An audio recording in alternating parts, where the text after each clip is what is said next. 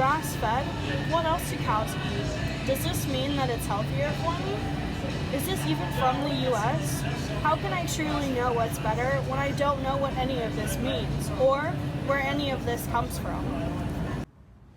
Here at Tyson Open Prairie Brands, we only source animals raised with no antibiotics and no added hormones. We've teamed with a company to provide today's beef consumers with knowledge of exactly where their products come from using DNA traceability. This process starts right here in the lab, using a sample taken from the carcass at the time of harvest, the size of a single grain of rice. This time is usually when all forms of identification are lost due to ear tags and other forms being thrown away. Once we take that sample, we then send it off to the lab. Yeet! Welcome to the lab. We are here to show you a successful DNA traceability system working with major retailers and processors to pioneer exclusive DNA-based technologies to accurately trace food products.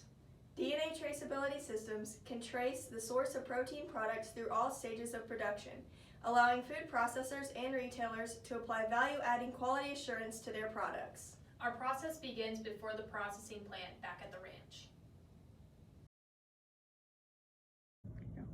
We use these DNA samples to record the genotypes and the single nucleotide polymorphisms, or the SNPs. The SNPs are the single base substitutions, or the change in one nucleotide. First, let's do a quick review of DNA. DNA is composed of nucleotides which contain a deoxyribose sugar, a phosphate group, and a nitrogenous base. When linked together by phosphodiester and hydrogen bonds, a DNA strand is made. There are 4 nitrogenous bases: purines, adenine, guanine, and pyrimidines, thymine, and cytosine. Nitrogenous bases are read in a sequence from 5' to 3' on the DNA strand. SNPs are single base substitutions of these nitrogenous bases. These are unique to the individual heifer. For example, heifer A would be read GACTT GCAGT, and heifer B after the SNP would be read GACTT GCAGC.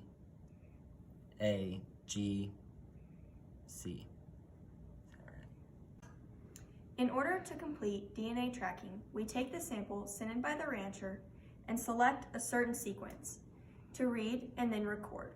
This is then kept in the database with the record of the ranch that it was received from for later use.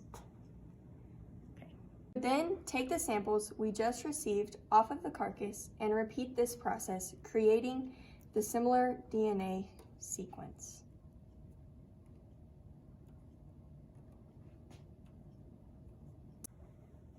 After the sequence is created, it would then be read back through the database and compared.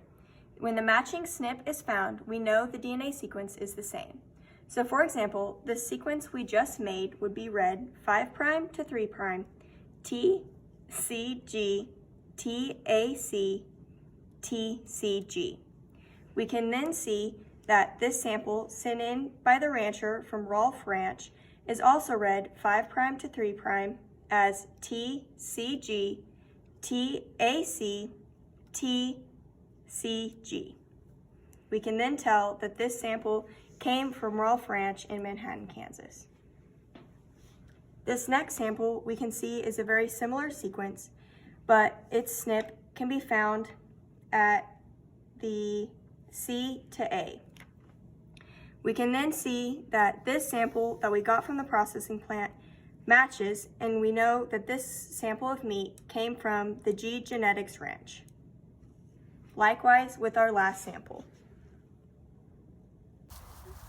I take pride in my cattle and want to ensure consumers exactly what they're paying for. DNA traceability allows me to add that value for those consumers, making sure that our meat is 100% grass-fed, antibiotic-free, and with no added hormones.